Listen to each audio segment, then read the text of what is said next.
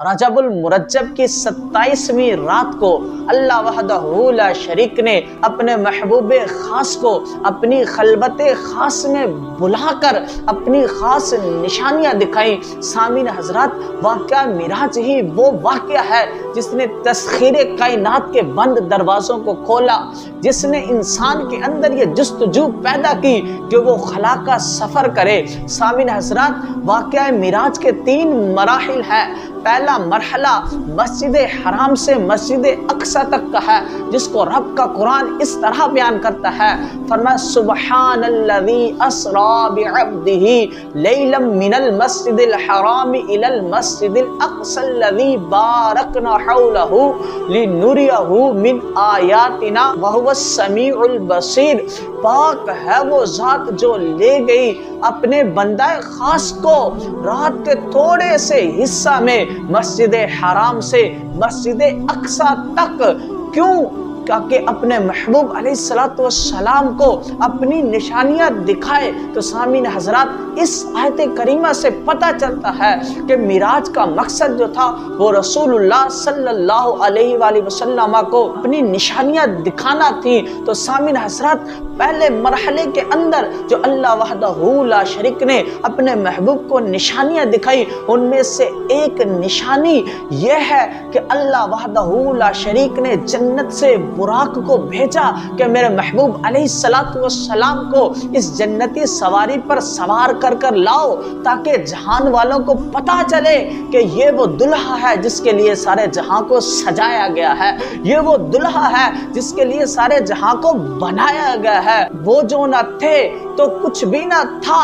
وہ جو نہ ہو تو کچھ بھی نہ ہو، وہ جان ہے جہان کی، جان ہے تو جہان ہے۔ سامعین حضرات، یہ وہ پہلی نشانی ہے جسے براق کہا جاتا ہے۔ علماء فرماتے ہیں یہ سفید رنگ کا جنتی جانور ہے، اس کے 2 پر ہیں اور اس کا قد جو ہے وہ گدھے سے زیادہ اور خچر سے تھوڑا کم ہے۔ سامعین حضرات، اس کی رفتار کے بارے میں علماء فرماتے ہیں اس کی رفتار اتنی تیز ہے کہ جہاں تک بندے کی نگاہ پڑتی ہے اس کا پہلا قدم اس جگہ پر پڑتا ہے۔ سامعین حضرات، جب رسول اللہ صلی اللہ علیہ وآلہ وسلم اس براق پر سوار ہونے لگے تو اس کی جو رکاب تھی وہ حضرت جبرائیل علیہ السلام نے تھام رکھی تھی، اور اس کی جو لگام تھی وہ حضرت میکائیل علیہ السلام نے تھام رکھی تھی۔ اسی منظر اور اس خوبصورت منظر کو دیکھ کر ہی عشاقان رسول یہ کہتے ہیں کہ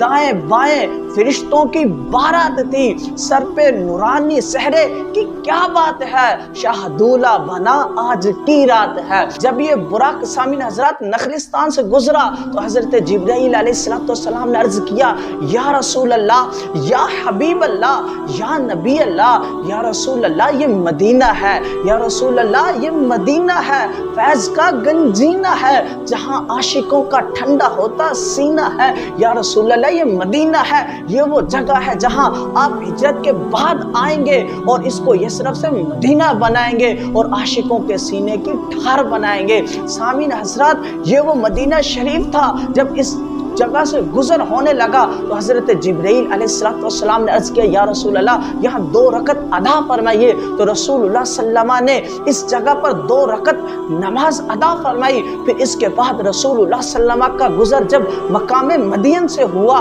تو حضرت جبرائیل علیہ السلام نے پھر عرض کیا، یا رسول اللہ، یا حبیب اللہ یہ وہ جگہ ہے جہاں حضرت عیسیٰ علیہ السلام کی ولادت ہوئی، یا رسول اللہ اس جگہ کو بھی اپنے سجدے سے یا رسول اللہ حصہ عطا فرمائیے۔ تو رسول اللہ صلی اللہ علیہ وآلہ وسلم نے اپنی جبین مقدس سے اس سرزمین کو بھی سرفراز فرمایا۔ پھر اس کے بعد جب رسول اللہ صلی اللہ علیہ وسلم آگے گئے تو آپ نے آگے ایک بوڑھی عورت کو دیکھا۔ تو رسول اللہ صلی اللہ علیہ وسلم نے حضرت جبرائیل علیہ السلام سے دریافت فرمایا، اے جبرائیل بتاؤ یہ کون ہے؟ تو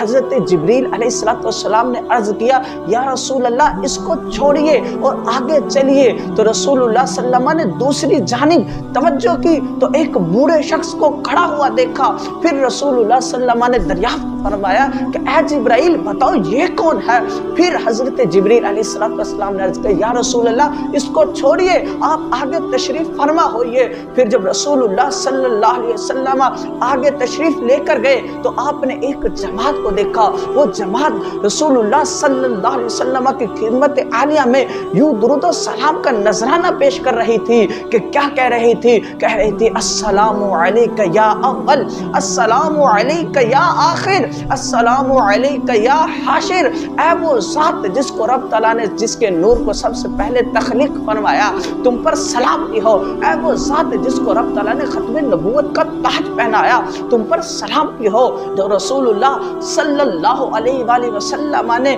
ان حضرات کے سلام کا جواب دیا، پھر حضرت جبریل علیہ السلام نے سارا واقعہ بیان کیا کہ یا رسول اللہ یا حبیب اللہ جو آپ نے بوڑھی عورت دیکھی تھی وہ دنیا تھی جو اختتام پذیر ہونے والی ہے، جو ختم ہونے والی ہے، اس کی عمر ختم ہو چکی ہے، اس کی عمر صرف اتنی سی باقی ہے جتنی کہ ایک بوڑھی عورت کی ہوتی ہے۔ یا رسول اللہ جو آپ نے بوڑھا شخص دیکھا تھا وہ شیطان تھا، اور اگر آپ اس کی طرف متوجہ ہو جاتے اور اس کو جواب دے دیتے تو آپ کی امت یا رسول اللہ دنیا کو آخرت پر ترجیح دیتی اور یہ شیطان ان کو گمراہ کر دیتا۔ یا رسول اللہ جو آپ نے جماعت دیکھی جو آپ کی بارگاہ میں درود و سلام کا نذرانہ پیش کر رہی تھی، یا رسول اللہ یہ انبیاء کرام علیہ السلام کی جماعت تھی۔ یا رسول اللہ وہ حضرت ابراہیم علیہ السلام تھے، ان کے ساتھ حضرت موسیٰ علیہ السلام تھے، اور ان کے ساتھ حضرت عیسیٰ علیہ السلام تھے۔